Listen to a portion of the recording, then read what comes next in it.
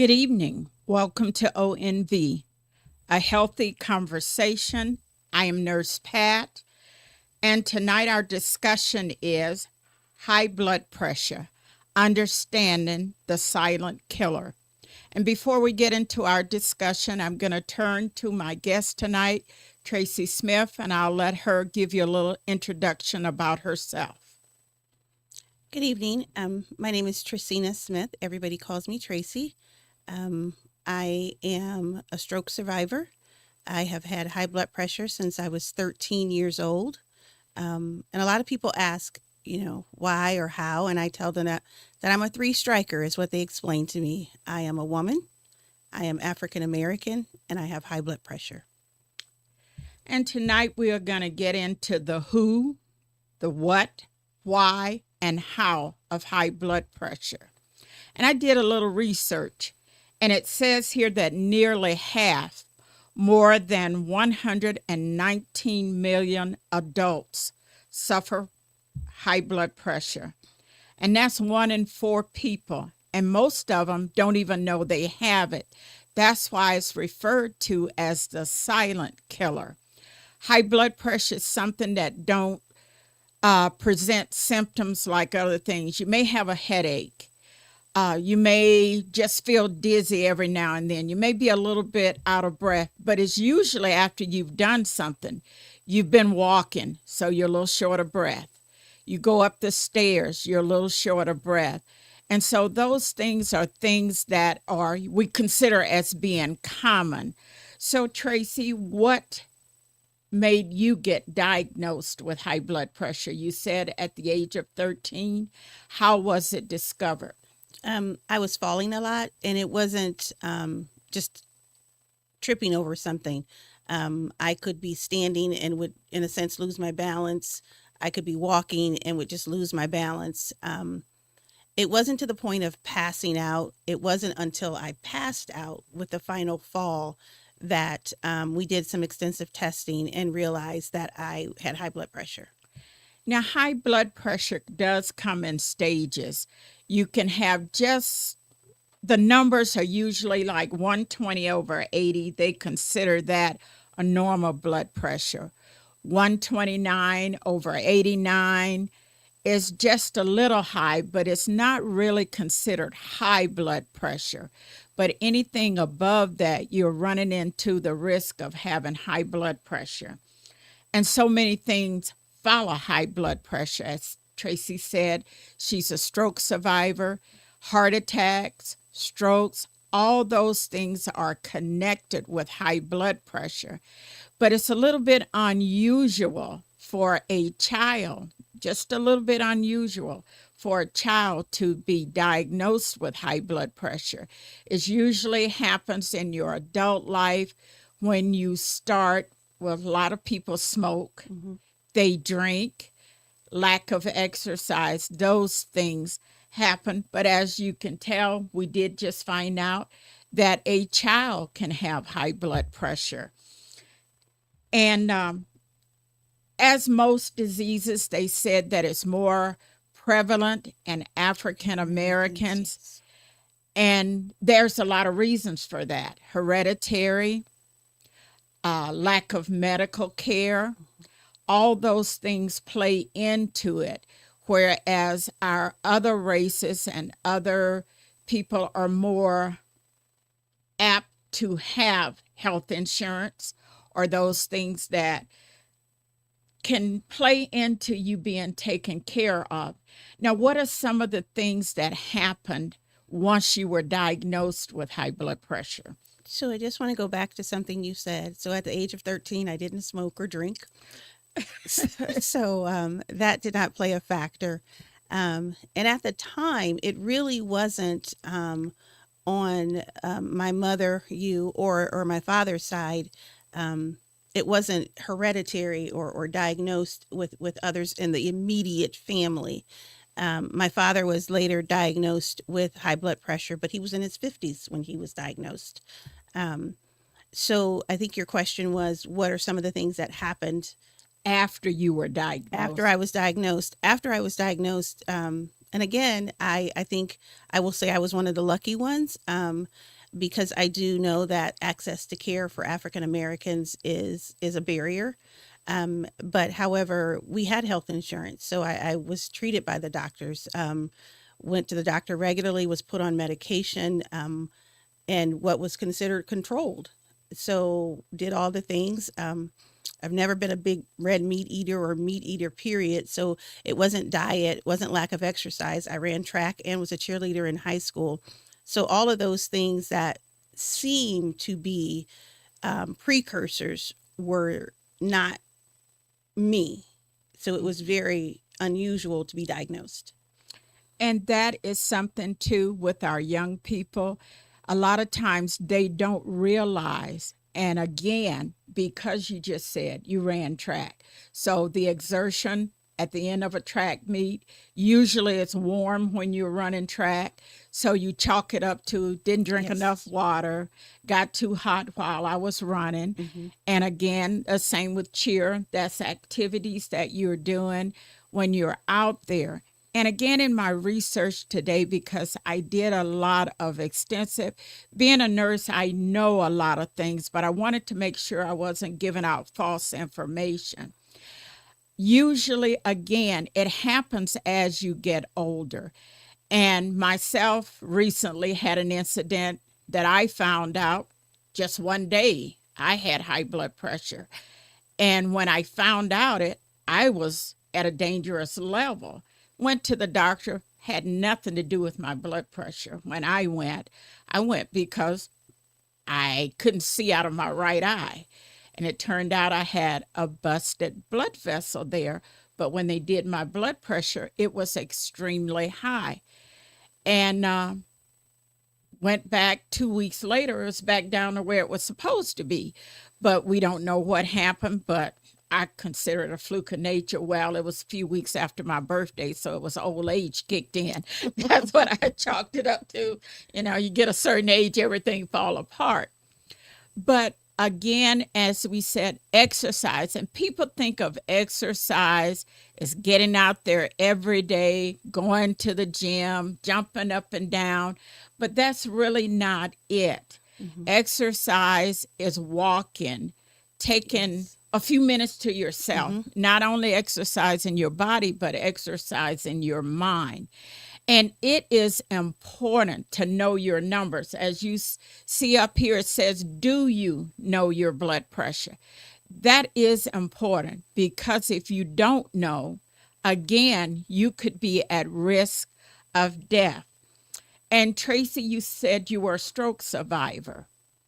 At what age? Because when we think of strokes, we think of grandma, Hmm. grandpa, Hmm. somebody who has really, but at what age did you experience your stroke and was it related to your hypertension?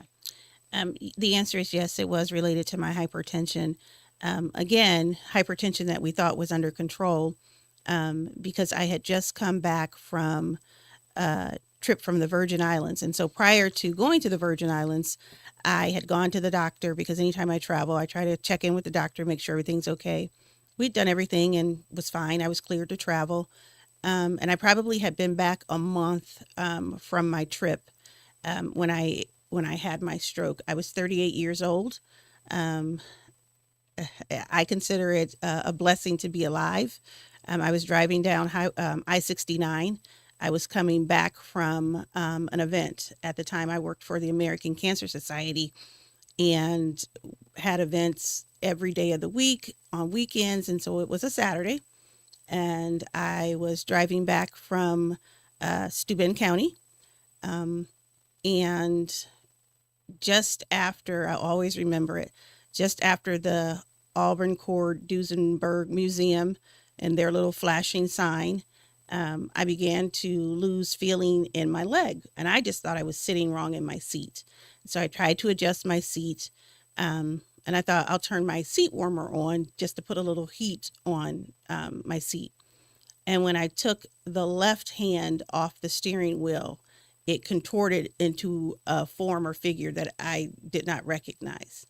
And so I immediately pushed a plug for OnStar. I immediately pushed my OnStar button, and the gentleman came on and said, "Hi, Mrs. Smith, what's your emergency?" And I said, "I'm having a stroke." And he said, "Where are you?" "Where I logged you, where when you clocked in, you were here. Are you, it sees the car is still moving." And he said, "Yeah." I told him, "Yes, I'm still moving, but I pushed the button for two reasons, so that if I don't survive, somebody can tell my parents what happened." Um, and I said, "I'm going to steer the car to the side of the road and we're going to hope that it stops." And it did. Interesting. And what steps after that? I know that you were taken to the Yes. hospital, and So what the most happened after embarrassing that? thing in my entire life happened. The emergency personnel came and shut down 69, um, and wheeled me out of my car on a stretcher. I remember that vividly. I was so embarrassed because people were looking. Um, and I was taken to, and it's funny. It is funny because I'm an introvert, and I can't even believe I'm doing this program.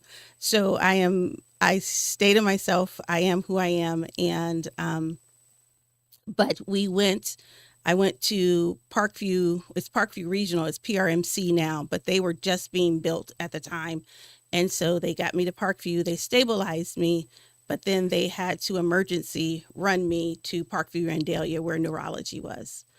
Ran all the tests, realized that I had had a stroke. I'd actually had an aneurysm on both the right side and the left side. So I had two strokes simultaneously.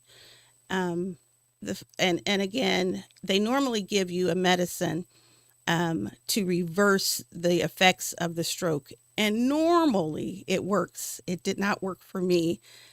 Instead, it actually caused a little bit more temporary paralysis after they initially injected it, actually, after I was given the initial injection.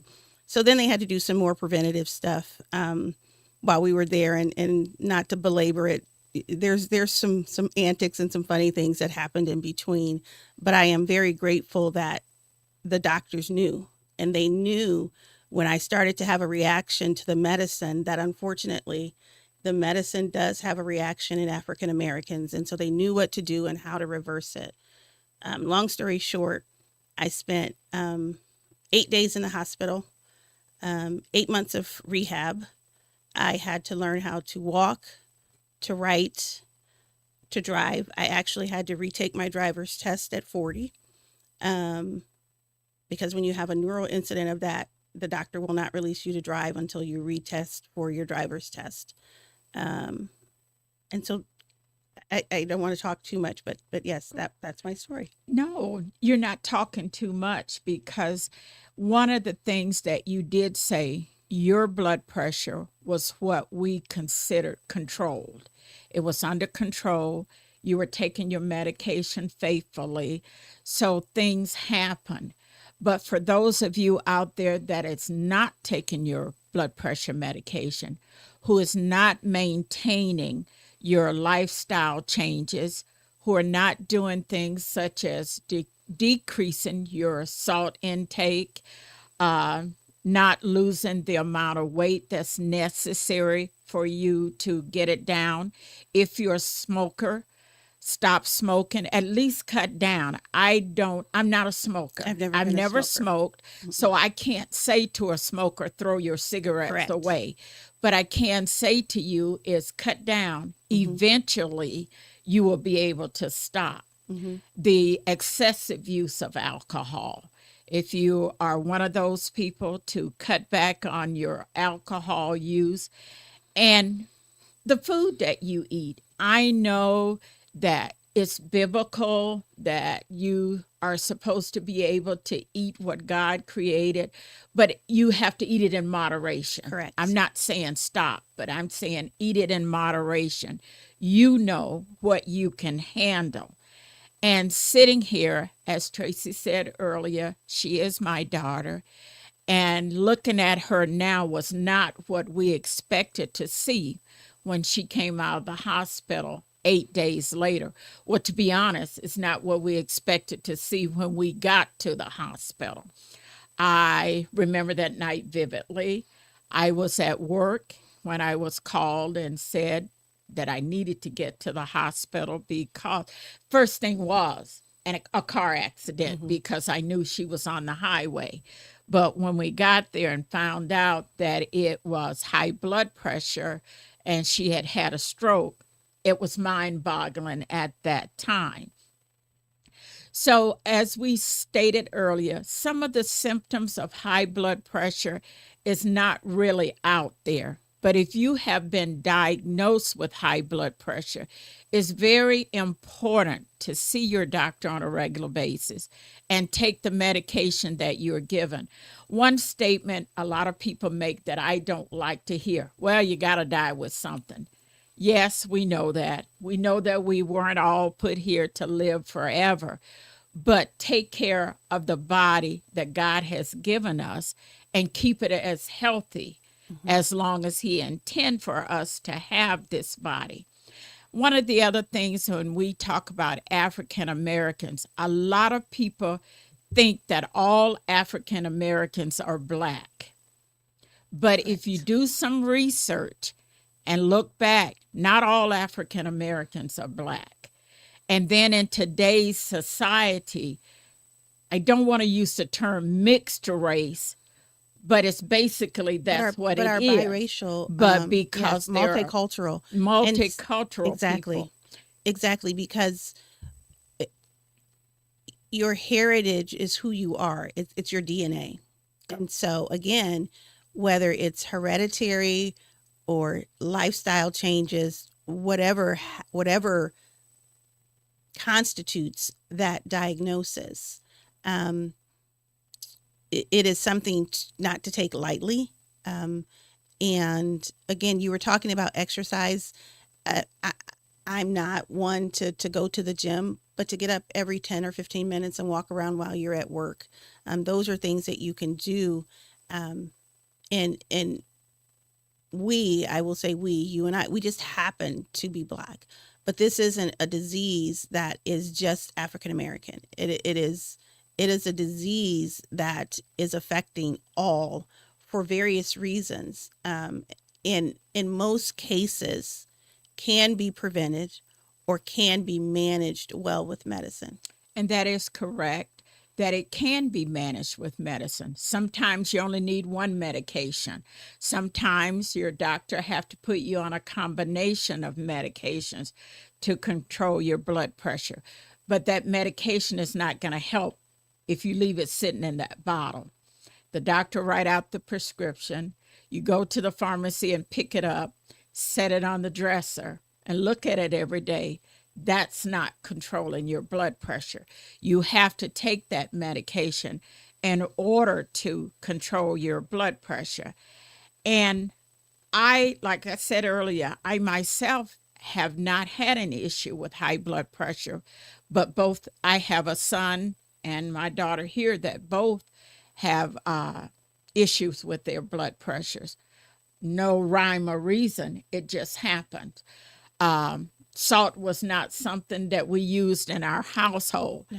because I'm not a salt person, so it was not something that was always there. Um, to be honest, pop and the other things that kind of they say, keep away from this and keep away from that. You can tell them we were deprived children. Well, oh, she wants me to tell you they were deprived. Yes, they were deprived of soda. They were We deprived of didn't own a candy. bag of Well, I sugar. couldn't afford it. Oh, stop So it. that was one of the things Just stop it. that we did. So, but parents, I find that in today's society, our kids don't get outside and play. Everybody have a tablet, an iPad, a phone. The kids have TVs in their room, so there's no reason for them to go outside and play. They are inside, but we need to encourage them Hmm. to get outside. And I know in high school, gymnastics is not a requirement for every student Correct. all through high It's not a through part of the school. curriculum It's anymore. not a part of their curriculum anymore. Whereas gym was gym and you ran, you played, you jumped, you skipped, you did all of that stuff. But now, even in gym, there's not a whole lot of exercise in the gym class. A lot of it is book work in the gym class. So we just want to encourage people to get out there, Hmm. get some form of exercise. And as you get older, you tend to not. I can say that for myself. As I get older, I don't walk as much as I used to. I used to like to walk around the neighborhood. Well, I'm afraid of dogs and cats, and our neighborhood has them. So I'm afraid if I'm walking, a cat might run across my path, and somebody will be finding me on their front porch going, let me in, let me in. But you do. You Hmm. need to get out, you need to walk. Find some type of exercise that you enjoy. Again, God did not make us all to weigh 120 pounds. He did not make us all 5'4" to 5'7". So take what He gave you and take care of it. Exactly. Exercise, eat correctly, and most of all, see your physician on a regular basis, because after you get past the age 50, everything changes. Yes. Your body changes, your mind changes. So you need to know what your blood pressure is. And it is, again, I want to keep saying, a silent killer, because when that blood pressure shoots up, it gets into your brain. You find out you have an aneurysm, you have a stroke, you have something that is not always reversible. You don't always get to talk to a stroke survivor as young as Tracy was when she had her stroke, and to be able to communicate. Most people have some kind of long term disabilities. And I would ask, do you have any long term residuals from your stroke? Yes. I will always have a right side weakness. So, what that means is my right side is weaker than my left side. I'm right side dominant. So, that really played a part in, as I said, learning to walk, to write. Um, the one thing that amazed my neurologist is that I never lost my speech. And I think that was because I was always talking. From the time I pushed my emergency button, the gentleman was on with me to the time that the EMS arrived and they started talking to me. And it was actually, I didn't know the reason why, but once he did get me into the ambulance, um, I told him I just wanted to go to sleep. I was just so tired. I wanted to go to sleep. And he said, "You can't go to sleep." And I said, "It'll be fine. I just need to lay, I just need to rest. I just need to go to sleep." And he said, "Miss Smith, I cannot let you go to sleep. You need to keep talking to me." And I had become frustrated. And I said, "Well, what do you want to talk about?" And he saw my handbag that he had gotten out of the car with all of my information, and he said, "Well, let's talk about your handbag. What kind of handbag is this?" And I realized that it was to keep me awake and to keep me talking. So that was the one thing that I didn't lose, was I never lost my ability to speech. However, my speech pattern will change if I'm nervous or tired. I will stutter. Um, and to me, it's an embarrassing stutter. So I really try to speak slowly and to almost form my words in my head before I speak them, because I'm not ashamed, um, but it's something that I try not to do. I can no longer judge distance up and down stairs. So I had to move out of the home that I owned. And I now live in a 1 bedroom apartment with no stairs, because I cannot judge distance and going up and down stairs. I was a fall risk. And the third time that I fell down the stairs and ended up in the ER, my doctor told me, "You can either move or I will, mandate that you need to move, or we've got to figure out a way that keep you on the first floor." And unfortunately, I lived or in an older neighborhood. And so the bathroom was on the second floor, the kitchen and the dining room, first floor, the laundry on the third floor in the basement. So that wasn't conducive. So I had to change my lifestyle. As I said, I didn't drive for almost a year. I went through 8 months of rehab. Um, and I have a very, very short term memory, which my family laughs at me. Um, mhm. My family laughs at me because I have my short term memory is the pots. I literally can and say something and a little squirrel will run by and somebody will say, "What were you saying?" And I was like, "I don't know. What was I saying?" So you will see me because I work. One of the things my neurologist told me was that he was going to rehab me to the best that I could be because I wanted to go back to work. I needed to work. That was my independence. But in meetings, and I will tell people all the time, I said, I'm taking notes. I write everything down. Um, from just needing to run to the grocery to pick up 2 items, I have to write it down, or I'll tell someone, text me so and so, so that I'll know to pick it up because I have a very poor short term memory. We want to thank Tracy tonight, and I must say it was a spur of the moment because I did have another guest who had a medical incident and was unable to be with us tonight. So I want to thank Tracy for last minute agreeing to come on and talk to us tonight. And I hope that something was said that those of you out there heard or will question yourself and make sure that you are taking care of yourself. Go to your doctor. Do regular blood pressure checks. Even if you don't feel like, well, go and check it out. It's better to check it out and know than for it to happen and find out that you were a victim of this silent killer. Again, we want to thank Tracy and we want to thank all of you out there that are listening to us and watching us, and to ONV for giving us the opportunity to bring this to your attention.